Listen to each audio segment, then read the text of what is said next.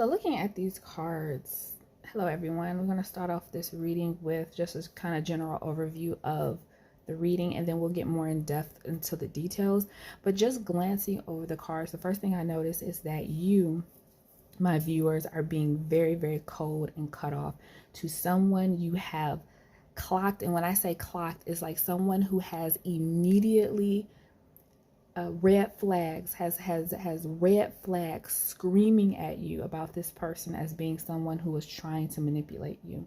This reading is giving me the vibe of, it's a love reading, so I'm going to read it in the sense of a love reading, but if it applies in other areas, go for it, because I'm going to use examples that aren't necessarily like romantic, because the way that this person that you're dealing with, because you are dealing with a person, and then I do have the Ace of Pentacles card here. So it might be, I'm going to take this because this is what's jumping out at me as far as this reading. So if somebody is dealing with a very specific situation like this, then this is what's jumping out at me. Otherwise, just take the analogy to relate to your love life. But it's jumping out at me like going shopping for a car. Like you're going to these different car dealerships, and you go to a specific car dealership, and the person is the quintessential stereotypical used car salesman, and they're trying to sell you some BS. Like there's someone here who's trying to sell you some BS, and they're really good with, you know, the talking. They got a really great mouthpiece. They're used car salesmen. You know, it's the stereotypical used car salesman stereotype. So, but for whatever reason, they saw you coming, but they didn't see you coming. So it was like because you have the Queen of Swords here, and this might not necessarily be a female, but there's something about you, whether it is the fact that you are physically a female, and if you're not physically a female, there's something about you.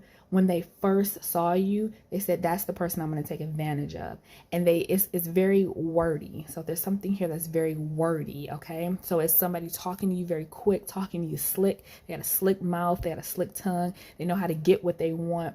And they're used to that, right? Because it's like a used car salesman. I don't know how else to explain it. But there's something about you that they did not see coming. And that was that Queen of Swords in the reverse energy.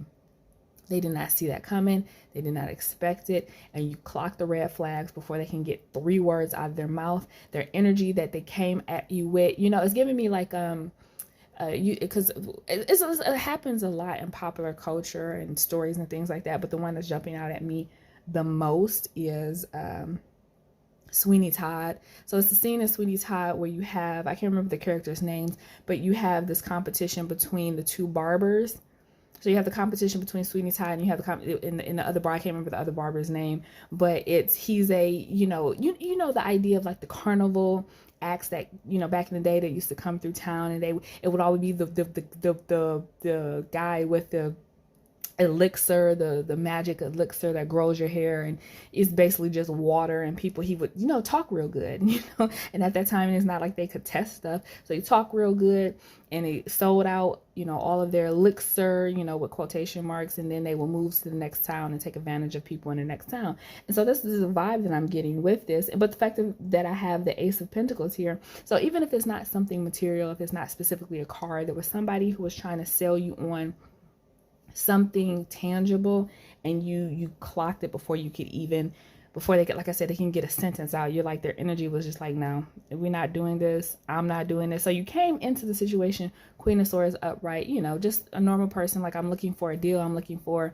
you're looking for whatever you were looking for. Like the Queen of Swords is very discerning in her, you know, what she wants and what she's looking for. So the idea that somebody's trying to sell you on something outside of what you're looking for, you're not wishy-washy. Like the Queen of Swords is not wishy-washy. Not saying that the other queens are. None of the queens, the kings are wishy-washy. They know exactly what they want, exactly what they're, and you know, when they go into a shop, I know what I want. It's like going into a store and be like, I know exactly what I want. And so when somebody tries to like, hey, how you doing? Can I? Nope. No. I know exactly what I want. I'm going straight for it. And you know, so it's that energy. So you came into the situation very clear-minded, very sure what it was that you wanted, very discerning. So the idea, and it's insulting to you. It's almost like you're insulted by the notion that you would think that I would be someone you could play with. Okay, so that's what I'm getting, that vibe of with the Queen of Swords in reverse with the rest of these cards. It's like, it's one thing to play with me, okay, if I were to be played with. But the fact, it's one thing for you to do it, but it's another thing for you to even think that I'm somebody that you could play with. And that's why the Queen of Swords is coming up in the reverse. She's very unforgiving right now. So whoever this person was, not only did they play themselves and thinking that you were somebody that they could play with, but also you had to bring out the bitch card. And I hate to say it, but the Queen of Swords in the reverse is the bitch card. You know, it's like the Queen of Swords in the upright will tell you about yourself. Make sure that you understand this is where I stand. These are my boundaries. But the Queen of Swords in the reverse is going to be a little bit more nasty about it. And so there's something here that you took a specific offense to when it came to this person who was trying to manipulate you with their words, make you believe something. It's like pulling the wool over your eyes with the Ace of Pentacles. So maybe if it's like I said, not you going to buy a car or something that has to do with like a sale or something along those lines, and it is romantic, is somebody trying to sell you on something that they never had in the first place. So the Ace of Pentacles coming up here is like, I'm trying to sell you on something. It was like a sleight of hand. You know, I just keep getting these situations that keep popping up in my head. This is the perfect example, and I'm going to pull some more cards and kind of see the outcome of this situation, because I've given you a lot of examples, but these examples are like popping in my head like quick fire. I went to California once in my life, and I went to, you know, Hollywood Boulevard, and of course you had a bunch of tourist activity on Hollywood Boulevard, and it was the craziest thing, because I'm like, I cannot believe people fall for this. But I know someone who did, and it was so insane to me that anybody would fall for it. And I couldn't even figure out what the guy was doing, but I didn't even want to figure out what he was doing, because I was so insulted by the notion that he thought he could pull it off on me. But you literally walk down, and it's this group of guys, and they kind of, you know, surround you, and they say to you, this was the trick. They said to me, they go, they pull out a wad of cash, like a wad of cash. And they said, I'll give you this wad of cash if you go over to the ATM and get a receipt for how much is in your bank account. And then they would cash at me the money, but I needed to give them my Cash App information. I don't know. It was something really weird and really strange about what they were trying to do, because it's like they were trying to get me to give them my bank account information, but they had the wad of money to prove that they were good for the money that they said they were going to transfer over to me. But I either had to give them my Cash App, or I had to give them my bank account information, or something very personal that I had to give them. But the wad of money that they pulled out was them showing that they were good for the money. And I questioned, like, why don't you just give me the money that's in your hand? But they came up with some dumb excuse, because it was all like 5 of them talking at the same time. And I thought they thought they were going to confuse me, and I was going to be mesmerized by the wad of money that they had. And I was like, that's fine that you have the wad of money, but I don't have the wad of money. So why don't you give me what's in your hand, as opposed to you transferring something into a bank account for me? It was crazy, but apparently people fall for that. And it was so insane, because I couldn't get a straight answer out of them. And so it was like a part of my brain was like, no, you're going to sit here and make them explain to you how this is supposed to work out in your favor, because they were convinced it was going to work out in my favor. Like I was going to get a percentage of it or something along those lines. I don't know. I don't know what they were supposed to get out of it. And so my brain was very much in the Queen of Pentacles in the reverse energy. Like, you just took up my time to stop me and try to sell me on some BS so you can scam me. I'm going to stand here and make you explain to me how this is supposed to work out in my favor. But then after they kept trying to give me the runaround, all 5 of them, I got really irritated. I cussed them out and I walked away. And I said, don't even try to pull that shit on me again. Excuse my language, but that's how frustrated I was by the notion that they thought that I would fall for that dumbness. But people do fall for it. Apparently I know someone who fell for it.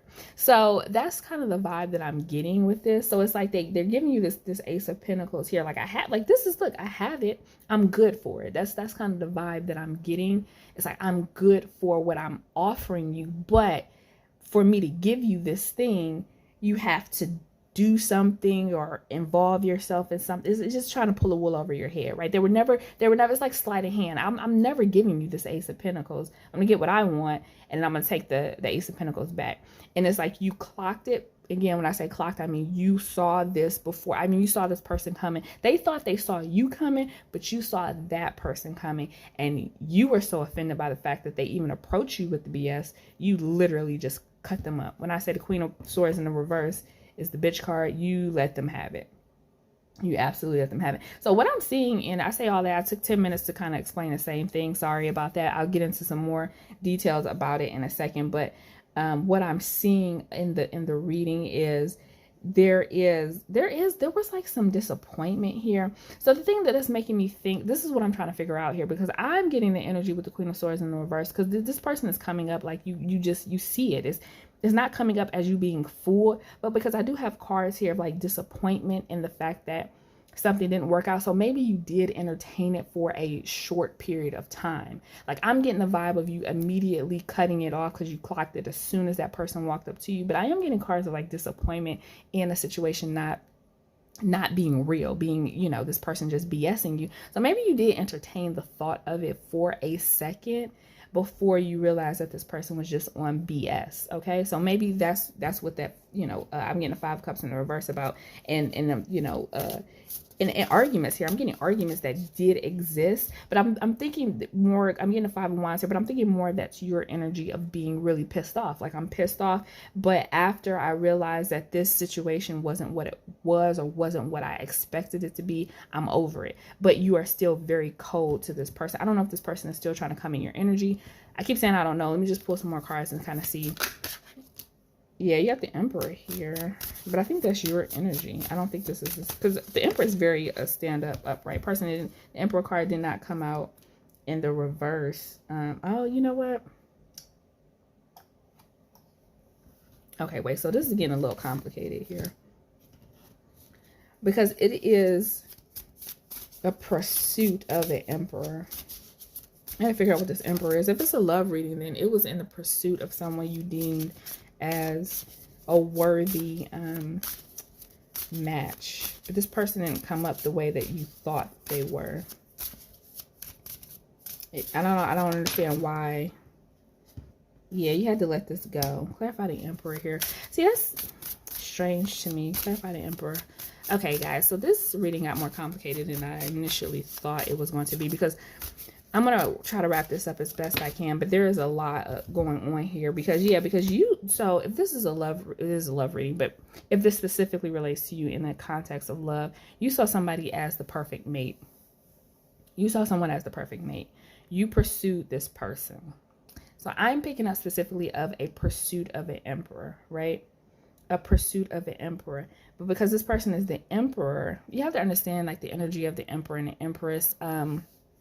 I think people sometimes get really confused when it comes to divination or specifically tarot when they see the Emperor and the Empress. So hold on real quick before I say this, because this is what I think it was, yeah. So clarify the Emperor. I don't like to see these cards come up in readings, or this message come up in readings, because it's not as though you were wrong. It wasn't that you were wrong for knowing what you wanted, because, you know, that's the point of dating, right? Is to know what we're looking for. You don't want to just, you know, when you're younger, you can go out there and just kind of, yeah, didn't work out. So this was a risk. It was okay, I know what happened here. So, okay. Sorry. So when you're younger and you don't know what you're looking for in life, it's okay to kind of put yourself out there and just see what's out there. And not even being younger, you could be older and still be in that space. But once you get to a certain level in your life where you know what it is that you want, you've dated enough of what you don't want, and you know exactly pinpoint what it is that you want. There was something here about finding the thing that you wanted, right? You finally found the mate that you wanted. You know what it is. You know who you are. You know what you're looking for. And you came across that person after all this time of looking, searching, wanting, finding that person. The problem here, and I think this is the biggest problem that I run into, or I see when it comes to tarot, is when you get the Emperor and the Empress. There's one Emperor, there's one Empress, right? Not saying that there's one person who's the Emperor, Empress in 7 billion people who exist on the planet, but there is one Emperor and Empress for you, the type that you're looking for, the person, the resume, the goals, the physical, the one, right? You got a lot of kings, you got a lot of queens. You can date those and find those, but sometimes they don't work out because there are differences, right? But the Emperor is the one, right? The one. The Empress is the one. They might not be your one, but they are the one. The problem with the Emperor is he doesn't settle down easily because he's the Emperor.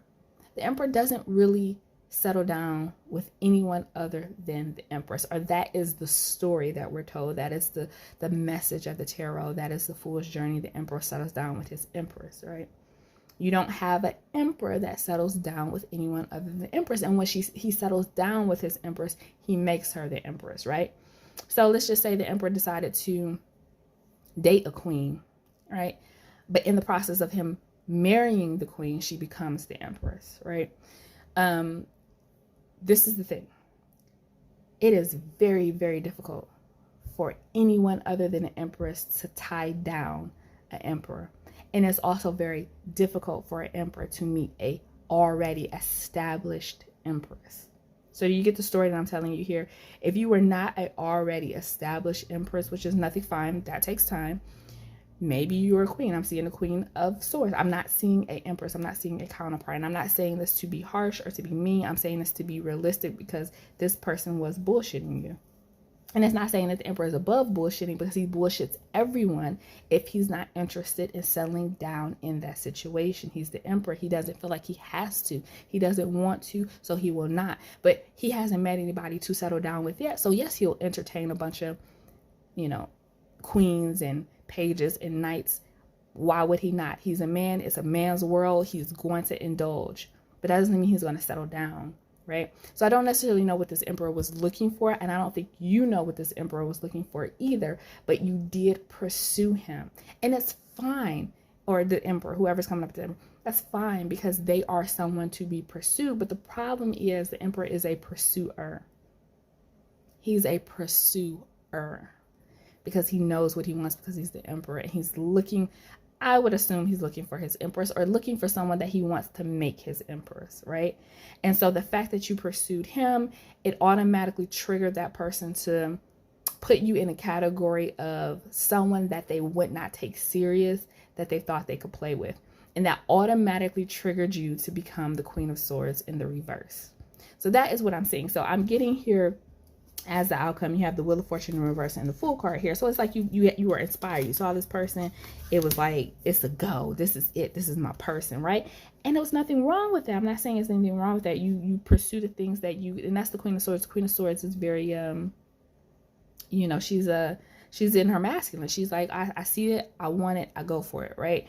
And, but again, the same story that put this person in a mindset that you weren't necessarily someone to be pursued, but someone to play with, right? And so that, like, again, immediately triggers you to see this person for what they were trying to do to you. You became a bitch, and it didn't work out with the Wheel of Fortune in the reverse. So you took a leap of faith off inspiration that this person was the one that you wanted. But you have to understand, all of the cards that are coming up around this Emperor are knights, and just knights. A lot of knights, a lot of aces, a lot of knights. You got a lot of knights, a lot of aces. And that's, again, that's inspiration. That's going for it. That's talking. But this person didn't see it as anything more than that. And so can I just get an outcome card for the Queen of Swords and this Emperor? Well, the outcome card is the Hierophant. Oh, Lord, this is taking so many twists and turns. Hold on. I had an outcome card. It's the Hierophant. That's the commitment. How are we getting there? How are we getting to this commitment? I think you bossing up and being a absolute cold bitch to this person made them see you in a different light. And be quite honest with you, I think they see you in a different light because they saw you as somebody to play with. Like, I'm getting that image of a cat playing with a mouse, or a cat playing with a bird.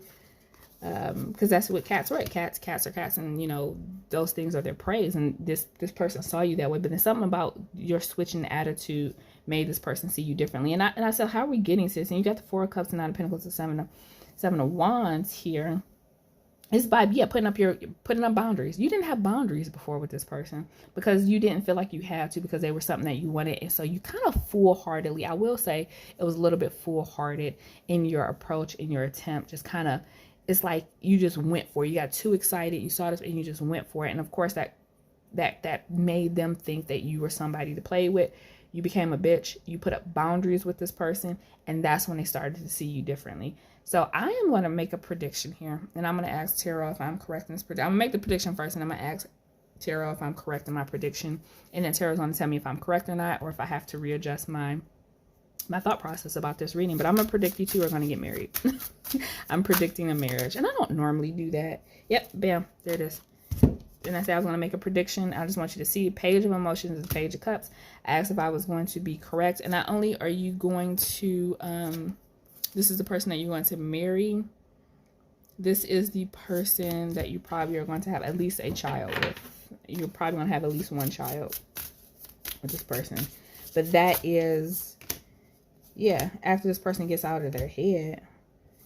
They were really upset. They were upset when you cut them off and you created boundaries around them. Yeah, again, you got the Five of Swords. This is somebody who's looking out for their best interest. This person was selfish. They were looking out for their best interest. The Chariot in reverse. They were trying to control the situation. And then you left. You left. Okay, so that's it. I mean, I could just tell you the same thing over and over and over again.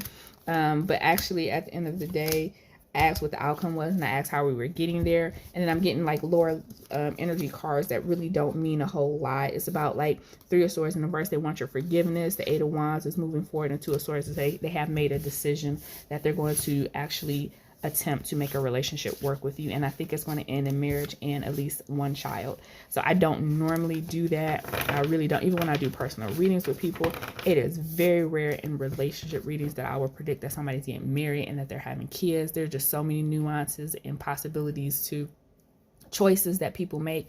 And I asked specifically for outcome. I got the Hierophant. For me in a relationship reading, that is marriage. That is very traditional, church wedding. You know, it's not going to be anything, it's going to be very traditional. And then when I asked if I was correct about the prediction, I got the Page of Cups, which to me is a child card. It's my pregnancy card. It's 100% every single time the Page of Cups comes up in a relationship reading, somebody is pregnant. And it came after the Hierophant, which means that you're going to get married first. Like I said, traditional Hierophant, Page of Cups, marriage, then kids, not kids, then marriage. Very traditional because this emperor is the emperor and he has an image to uphold. So he's going to do things traditional.